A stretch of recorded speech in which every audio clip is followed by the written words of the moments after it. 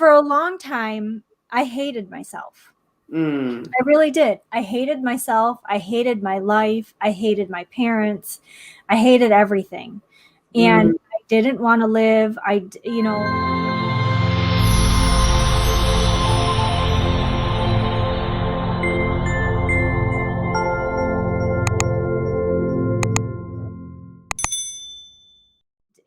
I was, like I said, deeply ashamed. I didn't want to talk about what happened to me. I just didn't want to deal with life. And so I drowned everything in alcohol and food. So food was a really good comfort for me too. And one day I had a realization that something needed to change. I just figured like something needed to change. And I knew that I needed to stop drinking because it was killing me. And so I quit drinking. So what age was this that you quit drinking? I was about 25. Okay. So how many years was it that you were drinking to numb this pain? Oh, probably like 15 years. Okay. So after 15 years of drinking, you decided one day that that's enough. Yeah. Something. I had what the drunks call a moment of clarity. Maybe a divine inspiration, regardless of how you want to look at that, definitely divine inspiration. Stop blaming yourself for things that you did when you were in survival mode. Then you can move forward and really truly begin the healing process, because until you can learn to get to that point where you are no longer blaming yourself or blaming others for what's happened, you'll never be able to heal. And I think that that's such an important point, because a lot of times when we go through things, myself included, especially when we are the victim of something, it's almost like holding on to blame. It comforts us. Do you understand? And it's not justifying what the person did was right or is right. It's just that we hold that so dear to us because we think it's helping us to feel better about it. Oh, they shouldn't have done that. And every time we see them, we want to, even in our thoughts, we have negative thoughts towards these people, but we think it's helping us. Actually, it's actually not releasing us from some sort of torment in our own minds, in our own thoughts, trauma. How do you help, or how do you deal with trauma? I want to actually ask you that question, because I know that sometimes, even though you may have overcome something, every now and again, you may think of that thought or that situation that you went through. How do you deal with those thoughts? Do something different, to think something different, because if you allow these things, and that's the thing, you are allowing them by being a victim. By continuing to stay a victim, you are allowing these people to continue to have power over you. And once you stop and you shift your thoughts and you change the way you think and feel, you take away their power and you get all the power back. Wow, that is very, very powerful. It's absolutely true. We have a choice, and even sometimes with me, there's times where I feel like I'm being triggered or I just wake up and sometimes I'm just in a bad mood and I'm like, no, I'm not going to allow my thoughts to align with how I'm feeling. I'm going to change my mindset, whether I like it or not, because I do not want to be in this state. Yes, Crystal. Yes. Okay, let me continue to take some pictures so that time to take some questions so that time doesn't run out. Okay. Angela Fineround says, Inspirational by Marie, please ask Crystal what she means by trafficking again. Was she sold? She said she had a pimp. Yes. I was forced into prostitution. So for how long was this? Was this for the whole of the duration? As an adult, it started when I was about 17 and went until I was about 25, so almost 10 years. Wow. Were they taking the money from you, or how? Oh, yeah. Okay, so they were definitely exploiting you and taking the fees from you. Wow. Were you on street corners? Was it in a house? What No, kind of it was like environment? houses and hotels. It wasn't like, because we didn't live in an area where, there was like streetwalkers. Mm-hmm. It was, mainly like, I don't know if you guys have Craigslist over there, but we've got like Craigslist and Backpage, and I mean all this stuff. They took a lot of it down within the last couple of years because of trafficking. But back then it was just easy. I mean, they could put advertisements on the internet, and there was all kinds of websites that you could go to, and yeah. So. Okay. Thank you for that question, Angela Fireround. Thank you so much for answering, Crystal. Miss Kenny says, did you go for therapy/counseling? Oh yeah, I see a therapist, or I talk to a therapist every week. So I'm still, to this day, and it's been almost 20 years since I got out, that I still struggle. Like, there's still things that I'm working on, and issues that I'm trying to fix. Mm-hmm. But 20 years of working on my problems has made my life so much better, on forgiveness and letting things go and moving forward, and really, really working on healing.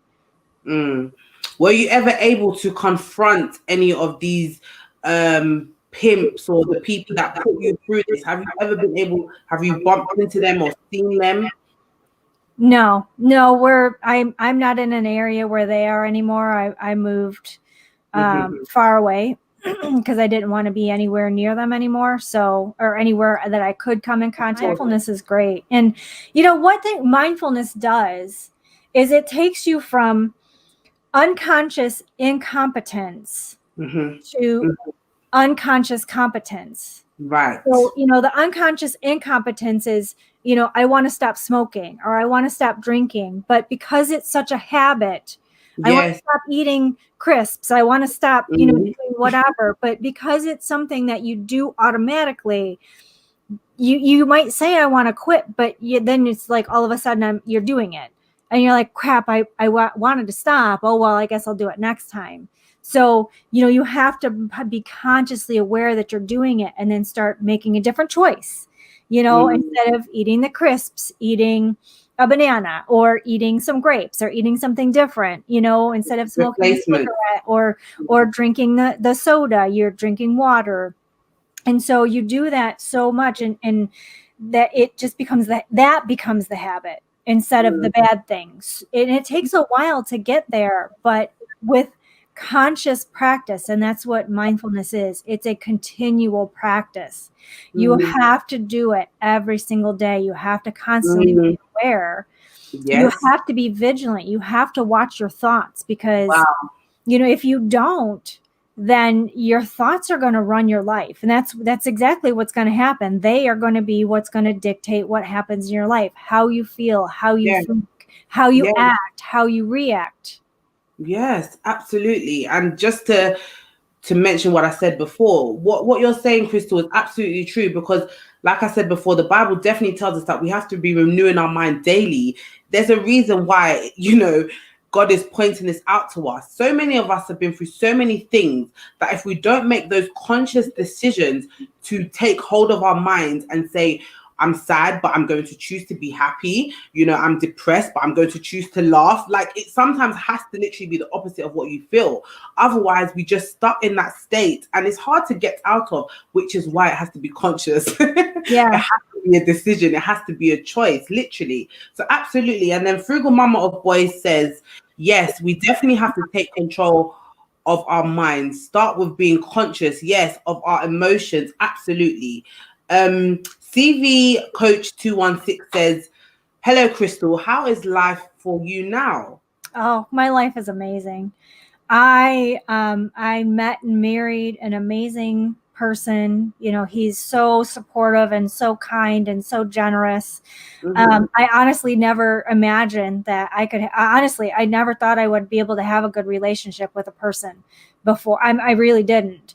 Wow. Because of all the stuff that had happened to me. But I was blessed to be able to find him. And, live in a beautiful house and I just love where I live, and I'm living the life of my dreams, and I'm helping people, which is really what I know I'm meant to do. Yeah, talk to us about that. That's awesome, by the way, Crystal, the fact that you could meet somebody and have such a prosperous, relationship and marriage, because I think that definitely once we go through some sort of, especially when it comes to abuse, trafficking, things that affect our heart, we don't know whether or not we can trust another person. We're a bit more wary. But for you to build a relationship with somebody and have such a wonderful, experience with this person, it goes to show that your life didn't just stop there, and there was actually more for you, and we can, whatever it is that we're going through, this is just encouragement for everybody on the live.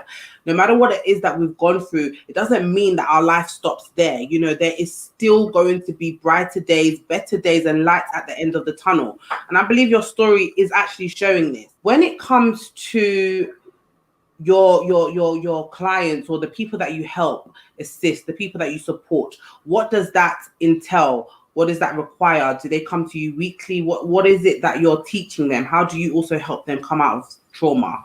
Well, I mean, it's going to be different for every person, right? Because everyone has different things that they're going through or that they've struggled with. And, we really spend a lot of time talking about what it is that they struggle with, and really getting to the deep, deep wounded parts that we have a tendency to suppress even. We suppress a lot of it because we don't want to deal with the emotions that it really brings up.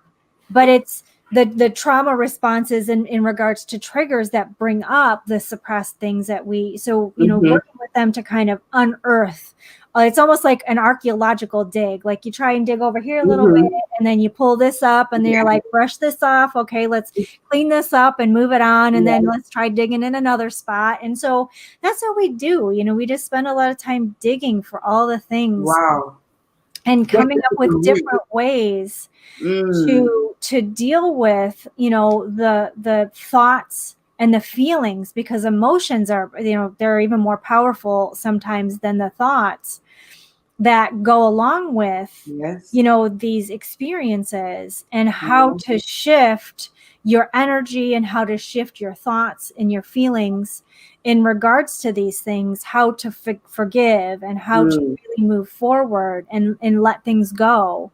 Yes, absolutely. Awesome answer. Thank you so much. And you said something, and it's like you're digging. And to me, it's like getting to the root of the problem. What is the issue here? What are you actually feeling when you think of this? What is it that's taken over your mind? Getting to the root of our situations is very important, because like you said, the suppressing can actually happen. You can suppress some things. It's like you're just there's like a layer, but there's so many things underneath that layer that if we don't get to the root of it, unfortunately, it's still there. It hasn't really been dealt with.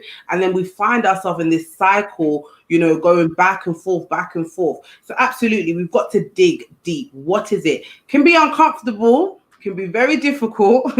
It can be hard to do that, but it's necessary when it comes to healing and when it comes to trauma.